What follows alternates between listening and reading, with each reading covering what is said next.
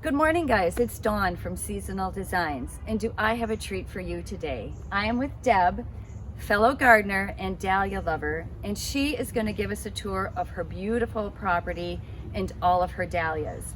So Deb, I'm curious, what size is your property and how many years have you been working in this space? So we have about 0.4 acres here, and I've been working on this garden for about 13 years. Wow. Any idea how many dahlias you have? About 50, and most of them are actually from seed. Really? So you grow most of these from seed. Do you start them in your greenhouse? Yes, I do. We are going to take a look at her beautiful property and the very gorgeous greenhouse she has in the backyard. So let's get started.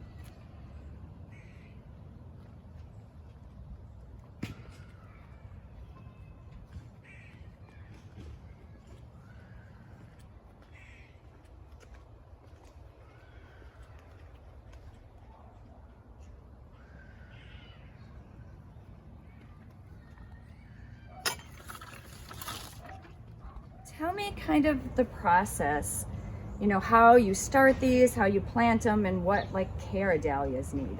All right, so I started these particularly from seed, and they do grow tubers actually. So in the fall, I will dig these up, the ones that I've decided that I want to keep, and then I will store the tubers in some paper, particularly newspaper.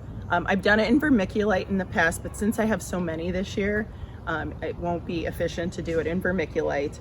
You need to clean the tubers, make sure it has no dirt on it, because you don't want to carry any diseases, because dahlias do get something called gall. I did not know that. Okay. And so does the newspaper have to be dry or moist? Yes, you want it to be dry. Very dry. Okay. All right. And so no moisture at all, wrap them in newspaper. And what do you store them in? I'm going to store them in just some plastic bins with good circulation. Okay. In my garage. In your garage. Okay, I was going to ask, do they cool? Just in your garage is heated, right? It's heated, but it's still cool. Cool. Okay. All right. Well, that sounds so interesting. Well, we're going to take a look at these beautiful flowers here next.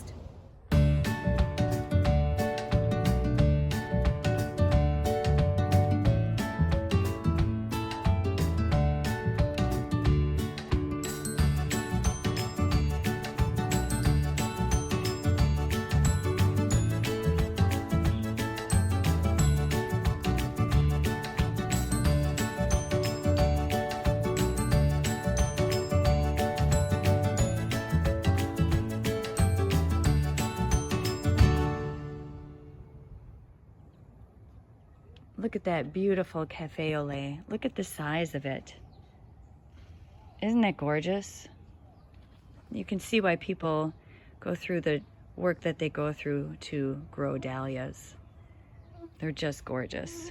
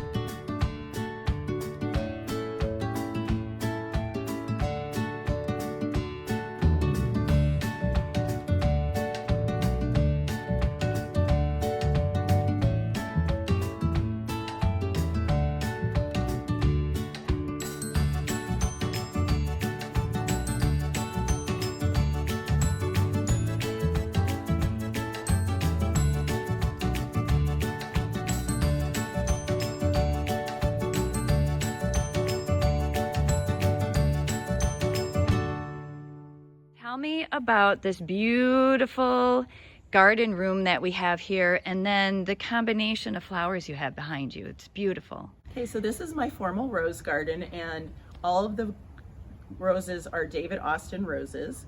And then I decided to put some salvia with them. These are annual salvia that I grew from seed, and they are companion plants, so they help keep diseases away from the roses. They're beautiful. I love them.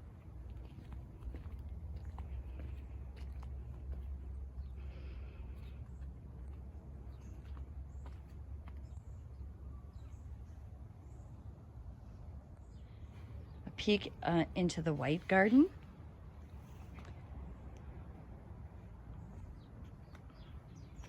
Isn't that gorgeous? In the mirror, right in the corner.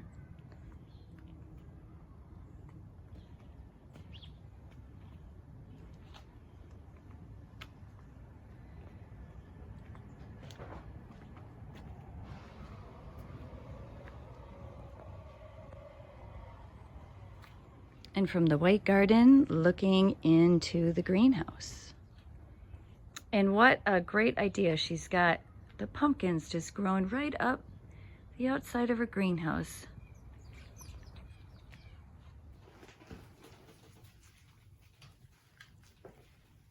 And tell me again what this is called. So this is called soil blocking, and it's a way to grow seedlings with little space. So you can do this inside your house. You can do this in a greenhouse if you have that available. And you don't need any plastic. Wow. So what happens is that it makes these little squares, kind of like brownies, and then there's a little indentation in the center for you to put your seed. And then you grow them, and then you wait for the roots to encompass that, and then you can pot that on or plant that outside. This is a larger soil blocker, and this is a smaller one. Oh, wow. I will be using this one more often, so you can fit a lot more on a tray. And then you have to water them every day, because obviously they don't have any plastic to keep in all the moisture. So all right. This is the process I'll be using next year to start my seedlings. Traditionally, I did use, your regular plastic. I still will use that, particularly for my sweet peas. But you can do sweet peas with this method as well, even though they have deeper roots. Okay. And so when do you start this process usually? So usually in February. Okay. But soil blocking actually is a lot quicker and more efficient. So I am going to play around with when I'm going to start things. Okay. But I actually do start a lot coming up in the next week or two. I'll be starting some seeds, particularly the cool annuals, like sweet peas. Okay, great. What a great idea. Well, we are going to check back with you because we're going to want to know how this turns out. Okay, so Deb, tell me a little bit about your cutting garden. Is this something that you've had for a long time, or is that new? So this is something new this year. I decided to put in a cutting garden because I started listening to podcasts about cutting gardens. And so this is still an experiment. Some of this is just waiting to get into the garden. Some of it actually is a cutting garden. I have a dahlia area here. Over there, I have my delphiniums that I will transplant into the garden. Some which have died. Delphiniums don't do all that great on a yearly basis, so mine usually live for about 2 or 3 years. So I'll go ahead and transplant those in the garden in the next week or two. I also have some Snapdragons here. So next year I'm really excited because I'm going to have hopefully a lot more success with this. I put things a little bit too close together and things a little bit too far apart, like this Lysianthus, which is absolutely beautiful. Yeah, it is really pretty. But I could have really put them together. I'm going to put some netting across it so I don't have to use as many of these sticks. A lot of the cutting flowers are very tall. Yes, and they need to be staked, And they need to be staked. So. Well, it looks like you probably have had plenty to cut from, though. It looks like it was a good experiment. Yep, yeah. I'm really pleased with my first year. Yeah, looks great, looks great.